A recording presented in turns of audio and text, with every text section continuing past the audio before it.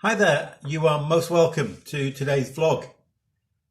If you've been watching these vlogs over the weeks, you may remember that I mentioned on one particular vlog, probably a few weeks ago now, that my younger brother Phil, on his last visit to the UK, he lived in New Zealand, he was quite ill with the cancer that he'd been suffering with for some time.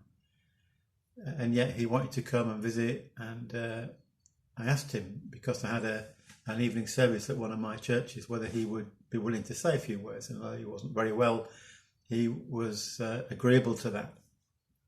And his message was quite simple and yet really important, and it was this: don't give up. And it's a reminder that in our lives and in our Christian lives, there are times when the going is really hard. We struggle. We can hardly put one foot in front of another. And the temptation is to give up. But Phil's message was, don't give up. And it's interesting that as I've been having these faith journey conversations with various people over recent weeks, that a lot of them, when I've asked them, what message would you want to pass on, what word to those who are followers, disciples of Jesus, often that message about pressing on, persevere, keep going, is a message that comes across, because the reality, the truth is that in our lives we have difficult times that we have to face, that we have to address, difficult times when we feel like giving up. And I want to show you something now that has come into my possession. I've not pinched it, I actually bought it at an auction. Some time ago now, but I'm always on the lookout for kind of quirky things that are a little bit different, a little bit unique, and I managed to buy this. It's on the face of it quite a simple little thing. It's a part of a dressing table set, a little dish with a lid, and I guess that you put odds and ends in there, I don't know, little bits and bobs of jewellery perhaps, or whatever, pins. Anyway, this is so it's on the face of it quite an ordinary little thing with I think it looks like a tortoiseshell or faux tortoiseshell lid, and it's made of glass, but there is a little silver rim. Nothing particularly special about that. However, it's the inscription on the rim that makes this special, unique. Doesn't make it particularly valuable, but it makes it unique and special to me, in my opinion. I'm going to read to you the inscription that's been put on here. It says, "Presented to Miss Lucy Morton by the North Shore Wesleyan Choir, Blackpool." And I won't read you the rest of the inscription just now, but I want to tell you a little bit about this lady called Lucy Morton, to whom that inscription is made out. Lucy Morton was born in the year 1898 in Cheshire, but while she was still a child, her family moved to the town of Blackpool, and so obviously they became part of the Methodist chapel there, and she joined the choir. Presumably the North Shore Wesleyan Choir made the presentation, so perhaps she was a member of the choir. Anyway, Lucy and her family moved to Blackpool, but she kind of struggled at school. She didn't seem apparently to be great with her lessons of various kinds. And when Lucy was 10 years old, her headmistress sent a note to her father, Lucy's father, and in the note she described Lucy as the biggest dunce in the school. Now that's not a great thing for a head teacher to say about a pupil. I don't suppose it would happen these days.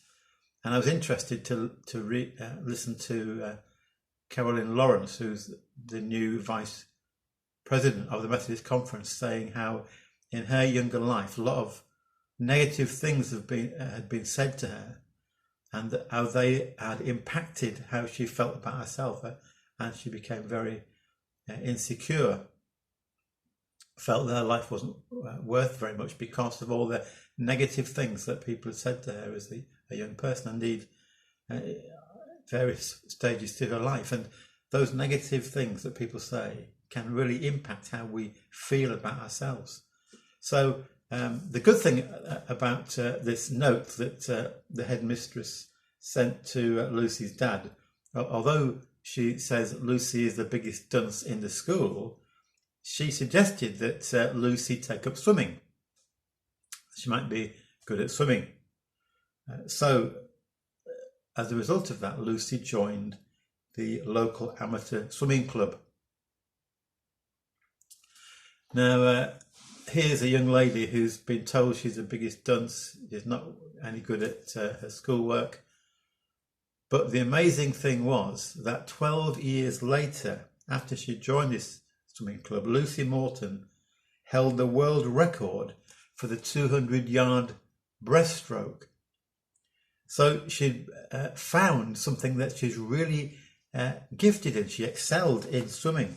And in 1924, she was chosen to be part of the British team at the Summer Olympics in Paris. And remember, that is the same Olympic Games where Eric Liddell won his gold medal that was featured in that wonderful film, Chariots of Fire. So it's a particularly special Olympic Games. And indeed, we're coming up in a few years' time to the centenary of that.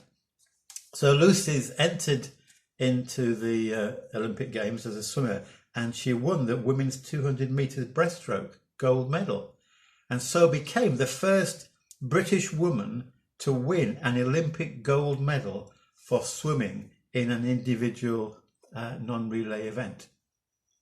So let me read to you the rest of that inscription on here. But it says, presented to Miss Lucy Morton by the North Shore Wesleyan Choir, Blackpool, in commemoration of her victory at Paris Olympiad, July 1924. So that was given to Lucy as part of a table, dressing table set.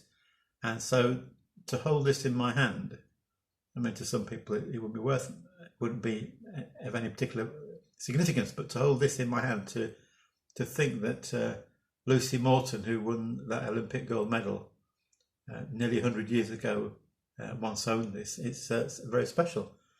So, as I say, it's not worth a great deal in monetary terms, but in terms of its history and significance, it's worth a great deal. In fact, I've got a picture here of Lucy Morton herself. There she is with lots of her gold medals. So that's a story of someone who was spoken of really negatively by someone who should have known better.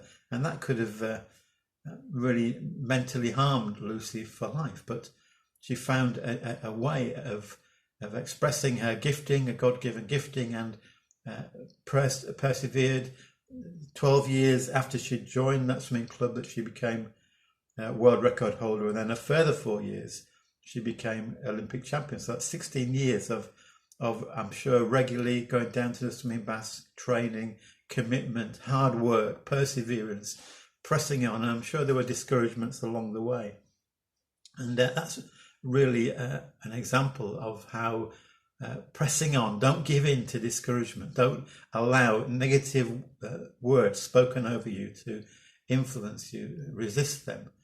Remember what God says about you, how you are precious in his sight. So the Bible really tells us that or encourages us to press on, to persevere. In Hebrews chapter 12 and verse 1, we're told to run with perseverance the race marked out for us. So that word perseverance, pressing on, don't give up. And one of the most significant verses in this respect is in Galatians chapter 6. These are words of Paul. Remember, he faced great opposition. It would have been easy for him to be discouraged. He says this, let us not get tired of doing what is right, for after a while we will reap a harvest of blessing if we don't get discouraged and give up. So if we give up on something, if we allow ourselves or allow discouragement to shape our actions, our thoughts, our behaviours, then we'll miss out.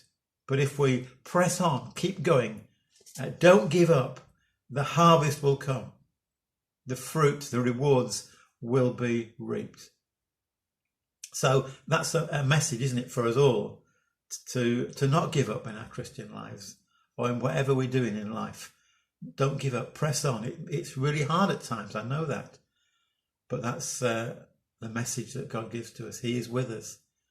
He never leaves us, but he wants us to press on, to keep going. And that's the message for today. So I pray that we might have that perseverance with us, that God-given, God-inspired perseverance to press on and don't give up. God bless you. Thank you so much for listening today.